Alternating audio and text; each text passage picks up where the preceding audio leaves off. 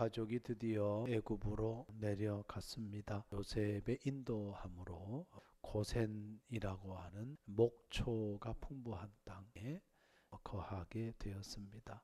신학적으로 이야기하면 언약의 가문이 이방의 제국의 땅으로 들어갔다. 어찌 보면 모순이죠. 하나님이 가나안 땅을 언약의 땅으로 언약 백성에게 주었는데 그 약속의 땅을 떠나서 전혀 예기치 않은 이방 땅 애굽으로 갔다. 하나님께서 선물로 주신 그곳을 떠났기 때문에 충분히 뒤틀려졌구나. 또 심하게는 실패한 거구나. 그렇게 생각할 수도 있을 것 같습니다. 그러한 배경이 있지만 그럼에도 불구하고 하나님의 구원 이야기는 거기에서 멈추지 않았다 하는 겁니다. 흉년의 위기 가운데서도 이방 땅 고센으로 야곱의 가족을 하나님 입장에서는 자기 백성을 인도한 것이다. 그렇게 우리는 성경을 볼 수 있을 것 같습니다. 그러면서 이런 질문이 가능합니다. 그 당시에 세계의 대제국인 이방 애굽, 지금 우리로 말하면 세상과 같은 곳이다. 우리가 이 세상에서 하나님 나라 백성으로 또 내지는 하늘 시민으로 어떻게 살아갈 것인가? 이 질문에 대한 통찰을 주고 있는 말씀이 오늘 본문의 말씀입니다. 첫 번째 28절에서 30절까지의 말씀 보면 아버지 야곱하고 요셉이 이제 상봉하는 장면이 나와요. 비교적 짧게 나오기는 하지만 서로 안고 얼마 동안 그렇게 울고, 그리고 야곱은 야 이제 됐다, 내가 너가 살아있는 거 확인했고 너를 보았으니까 이제 죽어도 여한이 없다 이야기를 하고 있습니다. 그 이후에 이제 31절에서 34절까지의 말씀을 보면 애굽 땅에서 어떻게 살아야 되나 라고 하는 전략이에요. 고센 땅은 아까도 말씀했지만 이제 목초지가 많다 하는 겁니다. 가축을 기르기에 딱 좋은 땅이잖아요. 그리고 목축업에 대해서 애굽 사람들은 가증스럽게 여겼다는 겁니다. 여기에 이제 요셉의 지혜가 담겨져 있는 겁니다. 요셉의 심령에는 아브라함으로부터 물려받은 하나님과의 언약, 그 약속이 있는 거예요. 특별한 부르심, 하나님의 부르심에 대한 인식이 분명하게 있는 거예요. 그러니까 애굽 사람들과 섞이면 안 되는 거예요. 애굽 문화와 섞이면 안 되는 거예요. 언약 백성으로서의 정체성을 유지해야 되는 겁니다. 이것이 요셉에게 있어서 매우 중요한 거예요. 요셉의 아버지인 야곱에게서도 이는 너무나도 중요한 요소가 되는 거죠. 그것을 전략적으로 준비를 하고 이행을 하냐면 요셉이 그렇게 합니다. 그래서 이제 애굽으로 갔기 때문에 누구를 만날 수밖에 없습니까? 요셉은 국무총리잖아요. 2인자란 말이에요. 그러니 당연히 1인자인 바로 왕을 만날 수밖에 없는 거예요. 그래서 이제 형들이나 가족들에게 이야기하기를 바로 왕 앞에 가면은 이제 직업을 물을 거 아니냐. 그럴 때에 목축하는 자라고 대답을 해라. 그러면서 애굽 사람들은 목축하는 것을 가증히 여겼다. 애굽 사람들은 목축이 성행하는 고센 땅을 당연히 싫어하겠죠. 애굽 사람들이 고센 땅을 갈 이유가 없는 거죠. 야곱의 가족이 이방 땅 애굽 제국 안에 살지만 그럼에도 불구하고 하나님 언약 백성으로서의 정체성을 지키면서 애굽 땅에 사는 거예요. 그것을 지혜롭게 요셉이 일을 만들어 낸 겁니다. 고센 땅이라고 하는 것은 어찌 보면 영적인 경계선, 그렇게 이야기할 수가 있을 겁니다.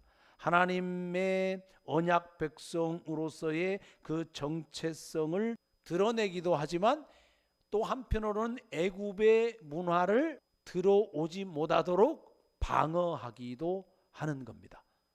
애굽에 살면서 애굽의 문화에 동화되지 않는 거예요. 정체성을 지키는 거예요. 우리가 이 세상을 벗어나서 살 수가 없잖아요. 이 세상은 두 가지 성이 존재합니다. 하나는 하나님의 성이에요. 성전. 하나는 뭡니까? 세속도시예요. 하나는 사단이 지배하는 영역이 있는 거고요. 다른 한편으로는 하나님이 지배하는 영역이 있는 거예요. 이게 동시에 존재한단 말입니다. 중요한 것은 영적으로 섞여서 연합해서 살 수가 없는 거예요. 우리가 그리스도인으로서 하나님의 자녀로서 하나님의 백성으로서 이 세속과 뒤섞여서 이렇게 연합해서 살 수는 없는 거예요. 구별된 존재, 거룩한 존재, 그것을 분명하게 하고 살아야 함을 말씀을 해주고 있다는 겁니다. 나는 교회 다니는 사람입니다. 나는 예수 믿는 사람입니다. 나는 하나님의 자녀입니다. 나는 권사입니다. 나는 목사입니다. 나는 집사입니다. 등등 이 정체성을 드러내야 되는 거예요. 드러내지 않고 숨긴다라고 했을 때는 이미 세상에 동화되었다 이렇게 판단해도 무리가 없는 거잖아요. 내 정체성을 드러내지 않으면 세상과 동일하게 그냥 적당하게 살아가겠다 그 의미잖아요. 나 예수 믿는 사람이야, 나 그리스도인이야, 나 하나님의 자녀야 라고 드러내야 되는 거예요. 이거 첫 번째고, 드러내어서 세상과 연합해서 세상과 짝하여서 세상도 섬기고 하나님도 섬기고 두 주인을 섬길 수는 없다는 이야기입니다. 그 세상을 변화시키는 주체로서 우리의 거룩한 정체성을 지켜나가야 된다. 그런 의미입니다. 두 번째는 요셉이 자기 형들 5명을 선택해가지고 바로에게 인사를 시켜요. 그리고 이제 요셉의 계획대로 고센 땅의 가족들이 살 수 있도록 바로의 허락을 받아냅니다. 그러면서 5절 말씀에 바로가 요셉에게 말하 이르되 내 아버지와 형들이 내게 왔은즉, 7절에 보면 요셉이 자기 아버지 야곱을 인도하여 바로 앞에 서게 하니, 처음에는 형제들을 바로 앞에 세우고 그 다음에는 바로가 이제 아버지가 왔다는 소식을 알잖아요. 그러니까 요셉이 자기 아버지를 데리고 누구에게 찾아가는 거예요?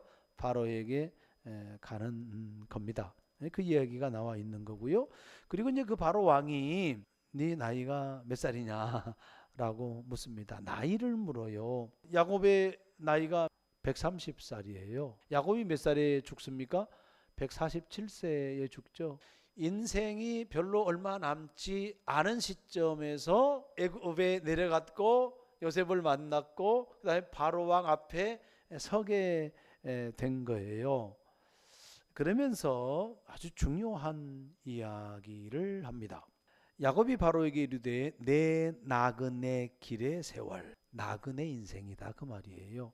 나이 이야기하면서 우리 조상의 나그네 길의 연조.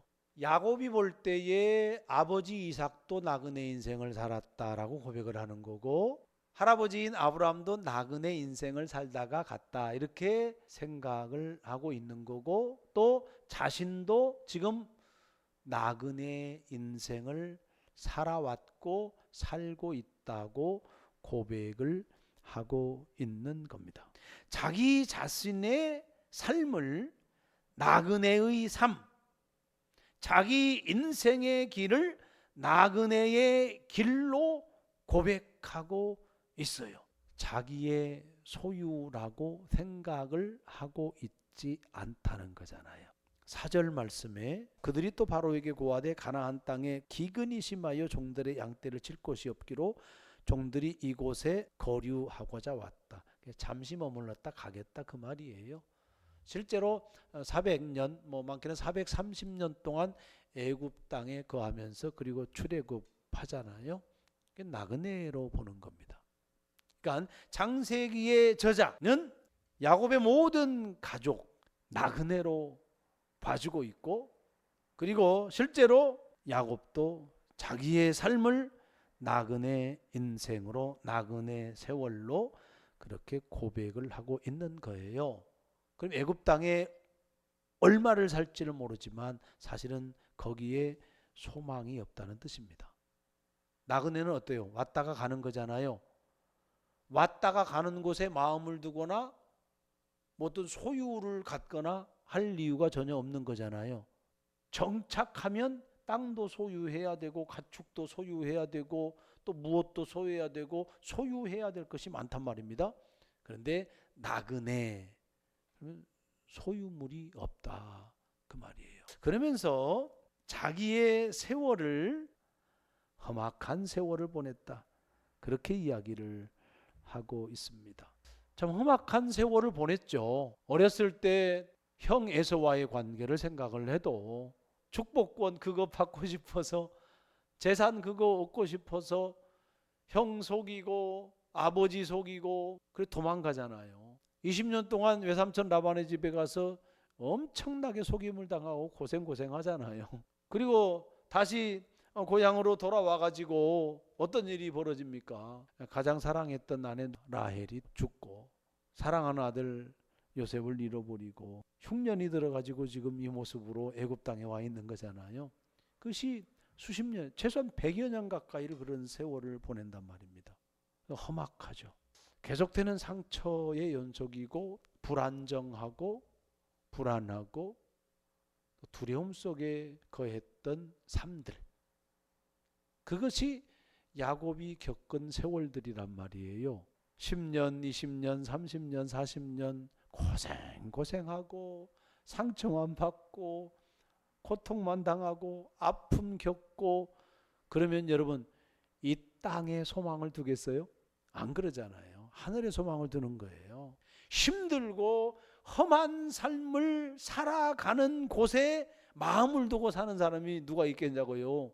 야곱이 그런 거예요. 그러니까 삶 속에서 이 땅이 내가 머물 곳이 아니고 이 땅에 내가 소망을 두고 살아갈 것이 아니구나. 하나님의 약속을 붙잡고 살아야 되는 거구나. 그것을 깨달은 겁니다.